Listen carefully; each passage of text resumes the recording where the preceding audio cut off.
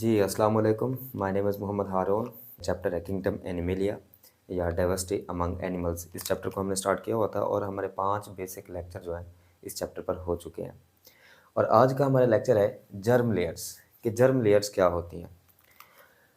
Embryo form layers during gastrulation.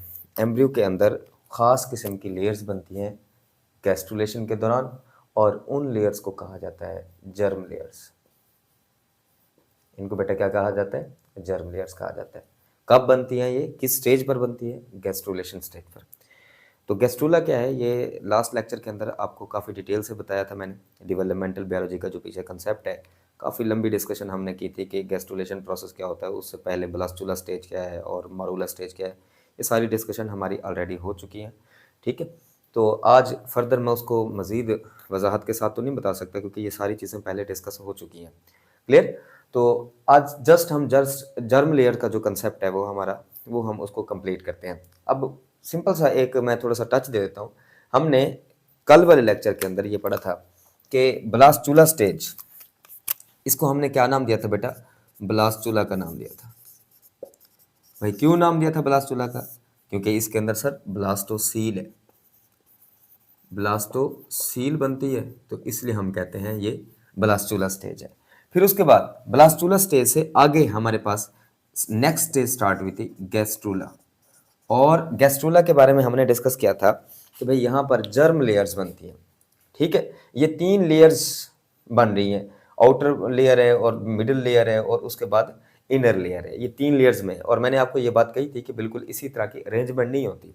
ये क्यों होता है, ये कैसे होता है, ये हमने पढ़ा था कि सेलुलर डिफरेंशिएशन का कंसेप्ट है। यहाँ सेल स्पेसिफाई हो जाते हैं, मखसूस हो जाते हैं कि भाई ये काम हमने करना है। क्योंकि सारे सेल एक जैसे रहेंगे तो फिर ये होगा कि हमारे पास बॉडी ऑर्गन्स बनाने के लिए, क्योंकि हर ऑर्गन के सेल डिफरेंट किस्म के हैं और डिफरेंट वे में काम कर रहे हैं, तो फिर अगर सारे सेल एक जैसे रहेंगे तो फिर इतने डाइवर्सिटी, इतना मुख्तलिफ तरह के जो काम है वो परफॉर्म नहीं हो सकेंगे। इसलिए हमारे पास ब्लास्टुला स्टेज के जो जितने भी सेल हैं, ठीक है बेटा, वो आगे क्या होता है, उनके अंदर डिफरेंशिएशन का प्रोसेस होता है। तो फिर वो 3 लेयर्स में अरेंज हो जाते हैं, और इन लेयर्स को क्या कहते हैं बेटा? हम जर्म लेयर्स कहते हैं। कुछ टेक्स्ट बुक के अंदर इस तरह की भी हम डायग्राम बनी हुई है, ये मैंने टेक्स्ट बुक से ली हुई है, और ये मैंने सिंपल वे में समझाने के लिए कि बेटा 3 जर्म लेयर्स बन रही हैं, तो इस स्टेज को हम कहते हैं गैस्ट्रुला स्टेज, और ये इन लेयर्स को जर्म लेयर्स कहा जाता है। लेकिन कुछ बुक्स के अंदर यहाँ इस स्टेज को इस तरह बताया हुआ है, ये ब्लास्टुला है हमारे पास, सेम इन केस। और फिर उसके बाद क्या होता है कि मैंने आपको कल समझाया था कि गुब्बारा, जैसे मान लो कि आपके पास कोई बैलून है, कोई गुब्बारा है, आप उसको किसी फिंगर के साथ या किसी पेंसिल के साथ आप उसे अंदर की तरफ उसे दबाते हैं, तो उसके दबाने की वजह से, उनकी इन्वेजिनेशन की वजह से ये जो लेयर है ये अंदर की तरफ जाना शुरू कर देती है और एक नई लेयर बन जाती है।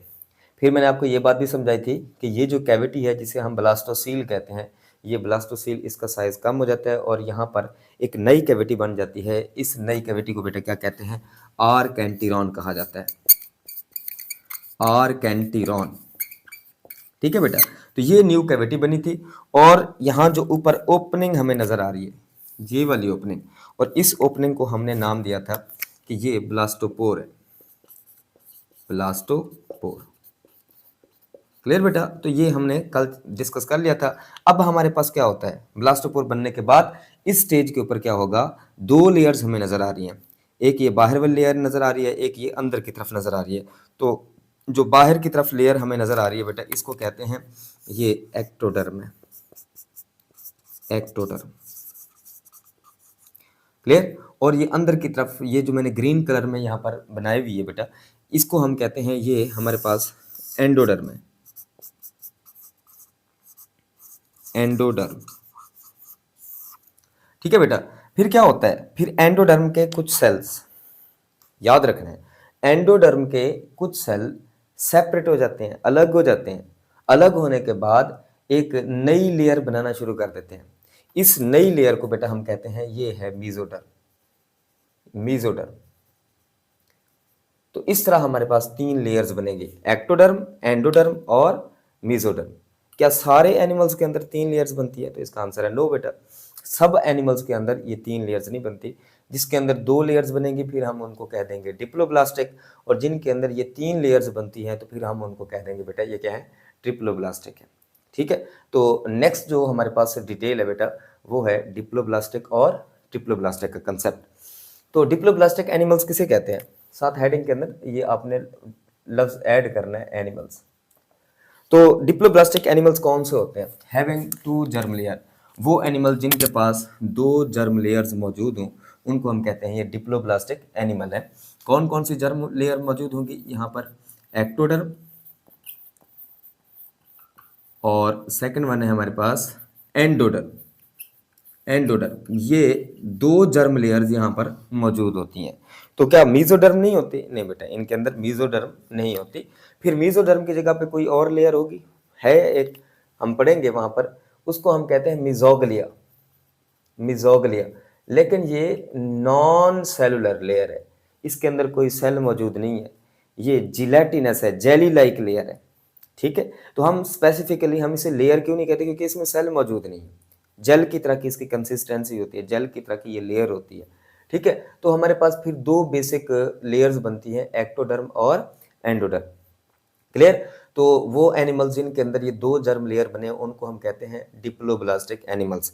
तो उनकी कैरेक्टरिस्टिक क्या है, उनकी क्या खसूसियात हैं, show lesser degree of specialization, यानी यहाँ पर आपको मुख्तलिफ तरह के ऑर्गन्स और ऑर्गन सिस्टम देखने को नहीं मिलते, यानी मुख्तलिफ तरह की फंक्शनैलिटी हमें देखने को नहीं मिलती, खास काम नहीं कर रहे होते ऑर्गन, हम ये कह सकते हैं, सादा लफ्ज़ों में यही कह सकते हैं। स्पेशलाइजेशन कहते हैं मखसूस हो जाना, कि हर सेल या हर ऑर्गन मखसूस लिहाज से वर्क कर रहा होगा, ऐसी हमें स्पेशलाइजेशन नहीं देखने को मिलती। और नो स्पेशल ट्रांसपोर्ट सिस्टम, इनके अंदर खुराक और गैसेस वगैरह को ट्रांसपोर्ट करने के लिए, वेस्ट मटेरियल को ट्रांसपोर्ट करने के लिए ताकि उसको जिस्म से बाहर निकाला जा सके, खुराक को पूरी बॉडी में ट्रांसपोर्ट करने के लिए कि उससे हम कोई खुराक वगैरह हासिल करें, हमारे सेल को मिले और सेलुलर रेस्पिरेशन हो, तो इनके अंदर ट्रांसपोर्ट का निज़ाम, हम कह सकते हैं गाड़ियों का निज़ाम यहाँ पर नहीं है, सादा लफ्ज़ों में। क्लियर, तो नो स्पेशल ट्रांसपोर्ट सिस्टम। अब हमारे अंदर कौन सा होता है भाई, हमने एनिमल्स के अंदर पढ़ा हुआ है कि इनके अंदर हार्ट होता है, ब्लड वेसल्स होती हैं, यानी दिल है, इनके पास खून की नालियाँ हैं जिनके ज़रिए ये मटेरियल पूरी बॉडी में बहता रहता है, फ्लो करता है, ये सारा मटेरियल हर एक सेल तक पहुंचता है, किसके ज़रिए, हार्ट, ब्लड वेसल्स और इसके अलावा ब्लड के ज़रिए। लेकिन ऐसा निज़ाम हमें डिप्लोब्लास्टिक एनिमल्स के अंदर देखने को नहीं मिलता। फिर यहाँ पर सवाल ये पैदा होता है कि इनके अंदर फिर ट्रांसपोर्ट कैसे होगी, इनके अंदर मटेरियल की ट्रांसपोर्ट कैसे होगी, तो उसका आंसर है कि सिंपल डिफ्यूजन का प्रोसेस, इन एनिमल्स के अंदर सिंपल डिफ्यूजन के प्रोसेस के जरिए मटेरियल का फ्लो हो सकेगा। ठीक है, मटेरियल एक जगह से दूसरी जगह जाएंगे कैसे, डिफ्यूजन के जरिए, यानी हायर कंसंट्रेशन से लोअर कंसंट्रेशन की तरफ मटेरियल का फ्लो होगा। तो नो सेंट्रल नर्वस सिस्टम, इनके अंदर ब्रेन और स्पाइनल कॉर्ड वाला जो निज़ाम है वो भी हमें नहीं देखने को मिलता। फिर इनके अंदर कोई नर्व या न्यूरॉन नहीं है, हाँ जी स्पेसिफिक नर्व नेट होता है, नर्व नेट, यानी ये नर्व्स तो मौजूद होती हैं जिसकी वजह से थोड़ी बहुत हमें कोऑर्डिनेशन, रब्त, कनेक्शन, ताल्लुक ये तो देखने को मिलता है, लेकिन प्रॉपर सेंट्रल नर्वस सिस्टम या पेरिफेरल नर्वस सिस्टम यानी ब्रेन और स्पाइनल कॉर्ड ये बहुत कम देखने को नहीं, बिल्कुल इनके अंदर होता ही एब्सेंट है। क्लियर, हैविंग रेडियल सिमेट्री, तो रेडियल सिमेट्री के बारे में हम ऑलरेडी डिस्कस कर चुके हैं कि अगर कोई लाइन आप किसी एनिमल्स को कट कर रहे हैं, इमेजिनरी लाइन आप सेंटर से पास करें और वो ऑर्गेनिज्म हर एक प्लेन से इक्वल हाफ में कट हो सके, तो हम ऐसी सिमेट्री को कहते हैं रेडियल सिमेट्री। तो डिप्लोब्लास्टिक एनिमल के अंदर किस तरह की सिमेट्री मौजूद होगी बेटा, रेडियल सिमेट्री यहाँ पर मौजूद होगी। उसके बाद इनके अंदर गैस्ट्रोवेस्कुलर कैविटी मौजूद होती है, यानी यहाँ पर ये टर्म थोड़ा सा गौर करने वाली है। गैस्ट्रो जो लफ्ज़ है ये ख़ास तौर पे डाइजेस्टिव सिस्टम के लिए इस्तेमाल होता है, डाइजेस्टिव सिस्टम के लिए। और ये जो वेस्क्यूलर वर्ड है ये vascular system, blood vascular system यानी हार्ट वाला निज़ाम है, blood vascular system, vascular system, इसके लिए ये 2 टर्म्स हमने, लेकिन अब ज़रा गौर करनी है, एक ऐसी जगह है कैविटी, एक खाली जगह है जो दोनों का काम कर रही है, यानी वहाँ पर डाइजेस्टिव सिस्टम में क्या होता है, खुराक को हजम किया जा रहा होता है, और ब्लड वेस्कुलर सिस्टम का क्या काम होता है, ये मटेरियल जो खुराक हजम हो जाती है उसको पूरी बॉडी में हर एक सेल तक, हर एक टिश्यू तक लेके जाना, ऐसे निज़ाम को हम कहते हैं ये स्पेशल ट्रांसपोर्ट सिस्टम है। तो अब इनके अंदर कोई निज़ाम तो है नहीं खाने को हजम करने वाला प्रॉपर कोई, हम इसे इनकम्प्लीट डाइजेस्टिव सिस्टम कहते हैं। इनके अंदर इनकम्प्लीट डाइजेस्टिव सिस्टम है या सैक लाइक डाइजेस्टिव सिस्टम है, ऑलरेडी हमारा लेक्चर इस पर हो चुका है। अब उसी कैविटी के अंदर, उसी खाली जगह के अंदर, उसी जगह के अंदर डाइजेस्टिव यानी कि खुराक भी हजम हो रही होगी और साथ साथ मटेरियल का फ्लो भी हो रहा होगा, ट्रांसपोर्ट भी हो रही होगी। ऑक्सीजन लेके जानी है बॉडी में, कार्बन डाइऑक्साइड को निकालना है, इसके अलावा वेस्ट मटेरियल को निकालना है, जो खुराक इसके अंदर हजम हो चुकी है उसको पूरे जिस्म तक फैलाना है। ये सारा काम एक कैविटी में हो रहा है, तो इसलिए हम कहते हैं गैस्ट्रोवेस्कुलर कैविटी। ये कंसेप्ट हमारा अगला लेक्चर जब हम ख़ास तौर पे जो फाइलम पोरिफेरा है वहाँ पर जब हम पढ़ेंगे तो गैस्ट्रोवेस्कुलर कैविटी का जो कंसेप्ट है इंशाल्लाह वो भी क्लियर हमारा हो जाएगा। उसके बाद नेक्स्ट है triploblastic animals. Triploblastic having 3 germ layers, ऐसे एनिमल्स जिनके अंदर 3 जर्म लेयर्स मौजूद हों, किस स्टेज पे? गैस्ट्रुलर स्टेज पे। ठीक है, तो वो कौन कौन सी लेयर्स अभी हमने पढ़ा है? एंडोडर्म और इसके अलावा एक्टोडर्म,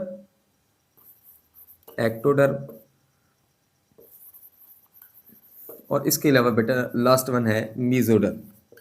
ठीक है, तो वो एनिमल्स जिनके अंदर गैस्ट्रुलर स्टेज पर 3 जर्म लेयर्स बनती हैं, एंडोडर्म, एक्टोडर्म और मीजोडर्म, उन एनिमल्स को कहते हैं ट्रिप्लोब्लास्टिक एनिमल्स है।